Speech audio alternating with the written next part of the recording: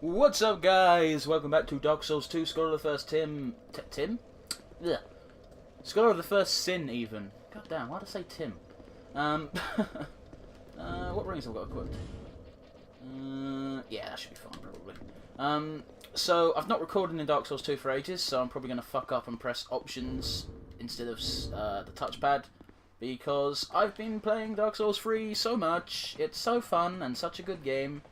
You should be buying and playing the shit out of, because it's a fun game.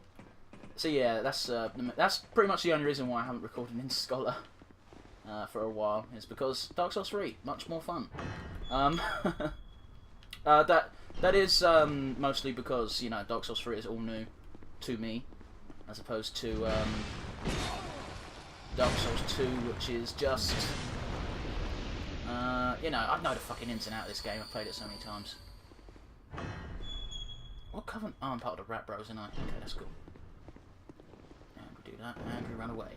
There we go. So you've got to lure these two mannequin fucks in here, so you can activate the golem now, which will activate the elevator.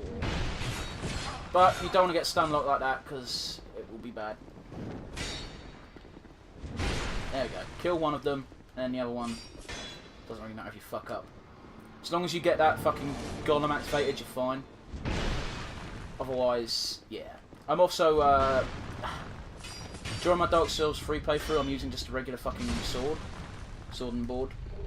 So this Great Club is taking some getting used to again. It's the Dragon's Tooth I'm using, I believe, which is, of course, Havel's. Now, I don't remember either of these two being mimics, so I think we're good on that count.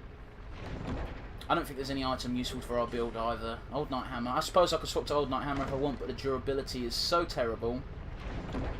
It's probably not worth getting. Kiefer's Chime and Soul Greatsword.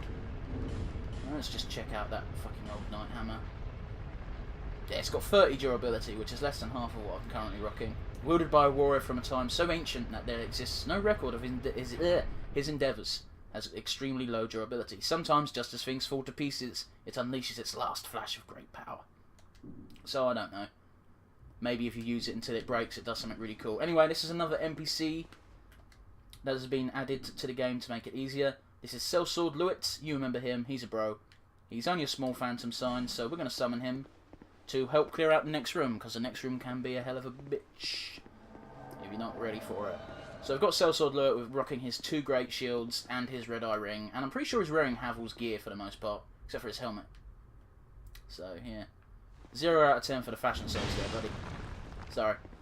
So the reason why you might want to use that is because now this chariot is here. Now I don't think I've actually fought the chariot on the for the channel playthrough, but this is one of the optional bosses that you can go ahead and face. It's a lot easier to fight it here because you don't need to do the first bullshit phase. So yeah, it's just straight up a fight. And again, super easy. A lot easier to do when you've got Sellsword Lewitt, because Sellsword Lewitt will take his attention away from you for a fair amount of time. Oh, that said, don't get kicked. Turn into Hodor. There we go. Yeah, I think if you get kicked by his rear legs, it will hurt a lot more than if he does his normal charge. Which would make sense. Horses are known for killing people with their fucking hind legs, so, you know, makes sense to me to have their kick be much more damaging than anything else they do. I'm chugging Estus like mad. Maybe having a break from Dark Souls 2 has lessened my abilities enough to make this actually somewhat fair for the bad guys. I say bad guys, I wouldn't say bad, maybe neutral more. Realistically, come on, hit me. No, still interested in Sellsword Lewitt. It's cool. And dodge, and hit, and dodge. What the fuck? Fuck it, you're dead now. Now, one reason you might actually want to bother killing him is he now drops the Garrow's Ring of Protection, which basically stops you from getting backstabbed. So yeah, super fucking useful ring, more so for PvP than anything else. Also, if you want to keep your fashion souls alive, you really want to pick that ring up if you want to avoid backstabs. Otherwise, you've got to wear the Turtle Knight set. There might be another set that does it as well. Oh, the Jester set or the Turtle Knight set, and both sets look very shit. Well, not sets, the chess pieces specifically. Then got to have the whole thing equipped. There we go. Oh, okay, bye, Louis. Thanks for helping me out, bro. I'm sure he had something to say. Now, I think... Is there 2 more? There is 2 more. So, fight them... Try and kill one before the other one can help him. There we go. Super easy to do with a fucking Dragon's Tooth, though, because Dragon's Tooth will 2-hit these fucks. If you have another weapon, it might be a bit trickier to narrow this down to the 2, you know, the 2 one-on-one encounters instead of just 1. How many souls do I need to level up? I'm not far off of 1. Now, I know at least one of these chests is a mimic. I just can't remember which one. So, it's not this one, but this one might be a trap. It's not even a trap. So my guess would be all these bloodstains are probably just here to because people tried to open them while they were still being attacked by the bigger fuck-off old knights. Anyway, that one wasn't a trap, nor was it a mimic, so I've got a feeling that this one is. So what have you got for me? Try poison projectile. Yeah, this one's a mimic. Let's give him a fucking whack on the head. And then fucking run away. Run like crazy. You do that. Make sure you don't get hit by his lunge. That advice is super sound, by the way. If you want to kill these things super easily, just lob poison arrows at them, because they won't trigger if you do that. Or, you know, washing pole and petrified dragon bone. They won't react. They'll just be like, fuck it. I guess this is how I die. Or, you know, you can use Lloyd's talismans. They'll deactivate them from being mimics. It's just regular chests. You can pick up your, you can pick up the item. Let's see. Washing pole is a semi-unique weapon, so let's look. A katana of unknown origin, crafted with a peculiar yet refined technique. Its extremely long blade allows for strikes from great distance, but its construction makes it extremely fragile. So, yeah. It's just a really, really long nodachi. Or katana, I guess. If you want to be Sephiroth, you could probably use this weapon. I believe the washing pole is actually a real weapon in real life, used by, fuck, the name escapes me. Kataro... fuck it, no, not even gonna bother. The guy who Musashi Miyamoto killed. I believe his weapon of choice was the washing pole. And again, don't quote me on that, because I could be wrong. There we go, get Dragon's Tooth back up. And this next area is a bit more of a bitch, because they're, for some reason, and I'm not quite sure why, but they've put 2 Desert Sorceresses in here. Which is annoying. Because if you get hit by one of their fire spells, you're guaranteed to probably snuff it. To be honest with you. Yeah, hello. That one can't hit you as long as you stay on here, so you're pretty safe in that regard, but the one closest to you can get a secret, not secret, but a quick fire spell out that might one-hit kill you. So we've got Repair Powder and Flame Butterfly, Desert Sorcerer's Skirt and a Dragon Charm, damn it, and Dragon Charm. Great. Now I'm pretty sure this is, yeah, I didn't think there was anything wrong with that one, but you know, you got to take the swing, you got to be safe with this kind of thing. Estus Flask Shard, yes, great. Now we pull this, which will open this, and do that, and this, and that, and then boom!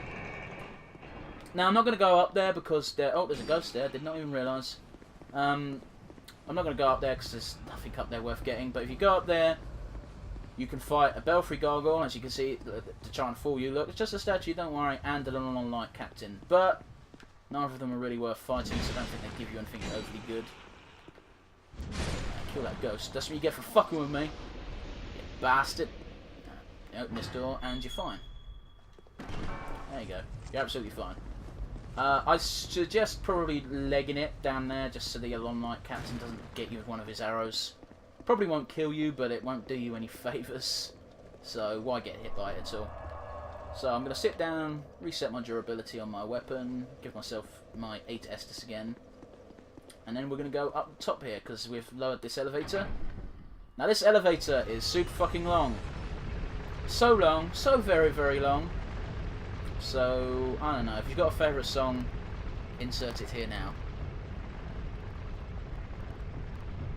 Did you enjoy your song? Is it going well? Yeah, this... Ugh. You just stand here and wait, I guess. And you need to come up here as well to get the key to progress. So, yeah, very much a time waster, to be honest with you. So what you do is you go up here, you open the door. You see this fucking thing, which is just creepy as fuck. No key of the embedded, TD embedded in inventory. So yep, he's just tied up there. You've got a lady trapped behind her, so we'll be coming back later once we've got that key. Just because we are nice people and we don't want her to be locked up forever. So we get a strong magic shield. I believe this is probably a bonfire aesthetic. Don't prove me wrong, game. Soul Vessel even, and a Fire Seed. Am I even bothered with that? Nah, not even got it in my inventory. Never mind. I was gonna say, have I even bothered to upgrade my fucking Pyromancy Flame? But obviously I'm like, nah, fuck it, who needs it? So there we go, key to King's Passage. So we're gonna need that in order to in order to get to the next boss. But before that, we have to go down this fucking elevator again. Unless you've got a Homeward Bone. I suppose you could Homeward Bone it, but then the elevator stays up top, which is kind of annoying. See, look how far it is. And if you, I can assure you, right, if you try and save time and just walk off, you won't survive that fall. Doesn't matter how many pieces of equipment you've got that negate fall damage, it will hurt enough to kill. Kill, kill, kill, kill them all. Doom, da da da da doom, doom. Saying my name, down, down. I don't know the Cheers theme song. I just know the doom, da da da da doom, doom. So we're going to go back to, I was going to say Firelink, Medulla even, Medulla and the Farfire. We're going to cash in that Estus Shard just so we have all 9. Because while I don't think the next boss will be a problem, it might end up being a problem. Excuse me, excuse me, I'm clicking my fucking knuckles because my hands are seizing up. Is that a shard? It is a shard. Please upgrade my Estus Flask, Lady M. There we go, that gives us 9. Every little one helps, especially with this next boss, because if he catches you off guard, it will ruin your day. And he has got some NPC summons though, so I'm going to summon at least one of them, and that'll do it.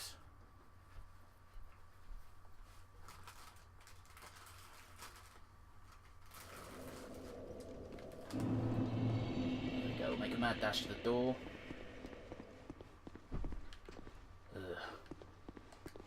There you go. So, I probably should have used... Ah, you know what, the key stays in the inventory. Let's just have a quick check at what that actually says.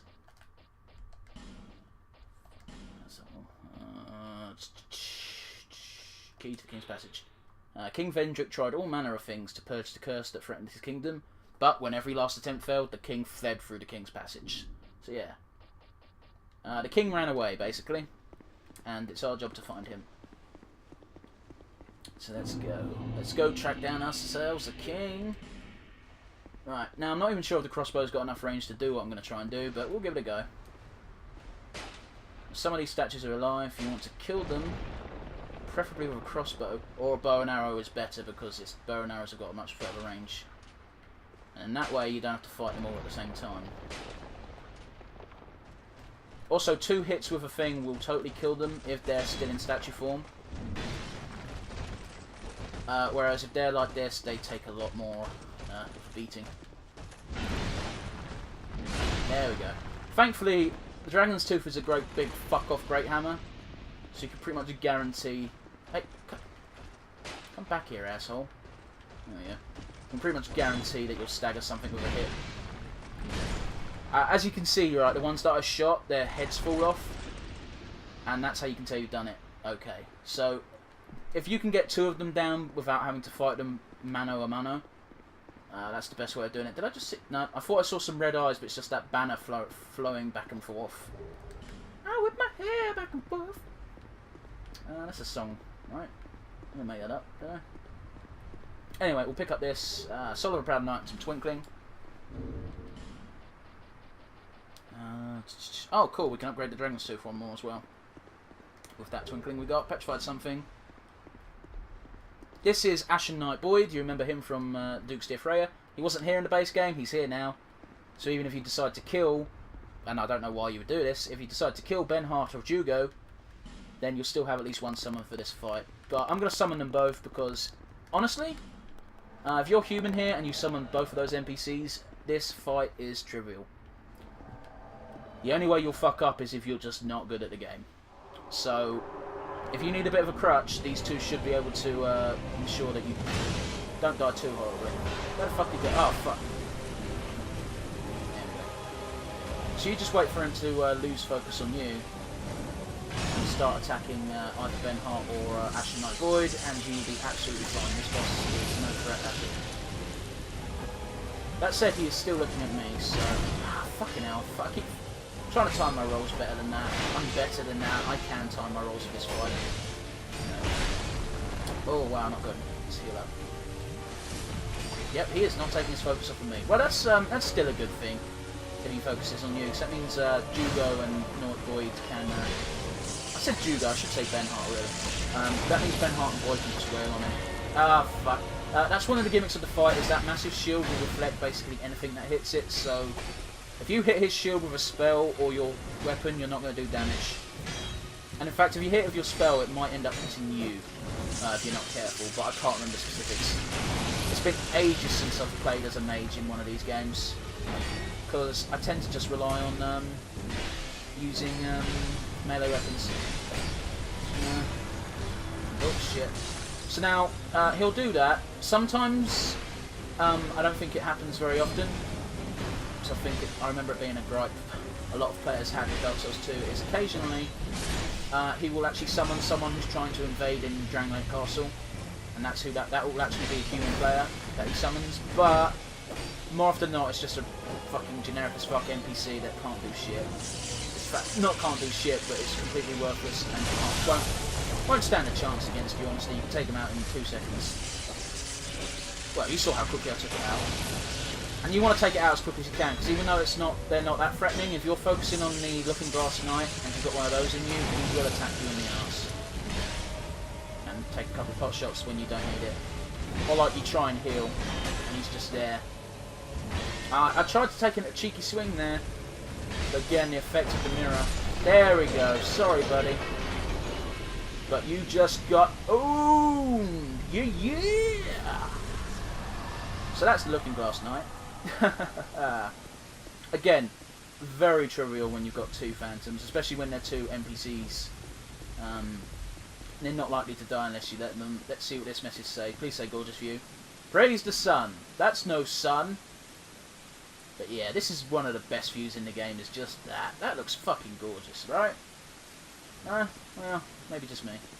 Anyway, you've got a treasure chest here. I can't remember what it fucking has, but I don't remember it being all that good.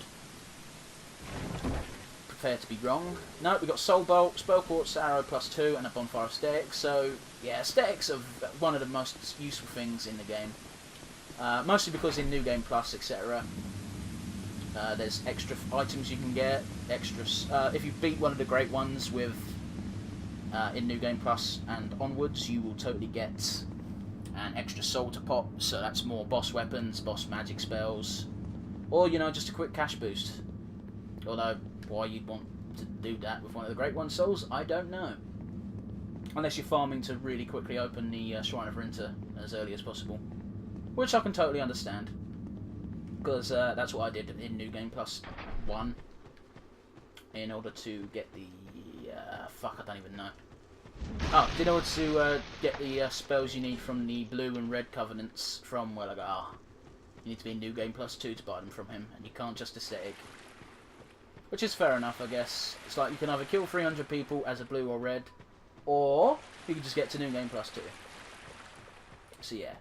So yep, Shrine of Armana is the zone we're going to do next, so that's going to be fucking fun. It's actually not that bad, especially not now. Because I remember distinctly people said it got nerfed in vanilla Dark Souls 2, but it's got nerfed even more so, maybe? Nah, not really. I don't know, it's just not a hard zone anymore. I thankfully have never played pre-patch Amana, so I don't know how bad it was, but yeah, it's not great. Bearer of the... Yeah, you will. Because you are the best, Emerald. You're the best. Let's see, have I got any poppable souls in my box? Let's see here. No, I don't. Well, I suppose I've been popping them as I've been going along since I'm not summoning humans. Let's see here. Let's pop that, which I think is like 3 grand. No, 2 grand, even less. Let's see here. Soul of the Looking Glass Knight, who challenges visitors to the Lordless Castle. Long ago, the King's Passage was a route taken by the bravest warriors to prove themselves, but now it only prevents one from pursuing the runaway king. So he was put there specifically to make sure no one can pursue King Vendrick. Vendrick's run away. He does not want anyone to follow him. Bearer of the... And seeing that gives you either the Looking Glass Knight's sword or his shield. It's up to you. None of which are going to be useful for me, so I'm just not going to bother getting it. Now I've got 95 with that, 96 adaptability. That seems to be serving me well for the time being. I'll give myself 1 Vit and 2 Vigor. There we go. I might pump Vigor a bit more in the future, but for now, 30, 30, 20, 50. 10, 20 is pretty good, I reckon. I started as deprived, so I think it was 6 to begin with, so yeah. I mean, I'd be perfectly satisfied with stopping at my stats there, but seeing as I'm going to keep getting souls, I might as well, you know, keep going higher. I don't need to cap myself for meta... Well, you don't even need to cap your soul level full stop in Dark Souls 2. Because of the soul memory system, you're just gimping yourself, really. That's the way I look at it. So, yeah. I think soul level is definitely a better way to doing it than soul memory, because people... It's a bit tougher to cap soul memory than it is to cap soul level. But, yeah, that's just my opinion. Anyway, guys, next time you see us, we're going to take on the very fun zone that is Shrine of Amana. So, yeah, thanks for watching, guys. I do appreciate it. And I'll see you all again next time.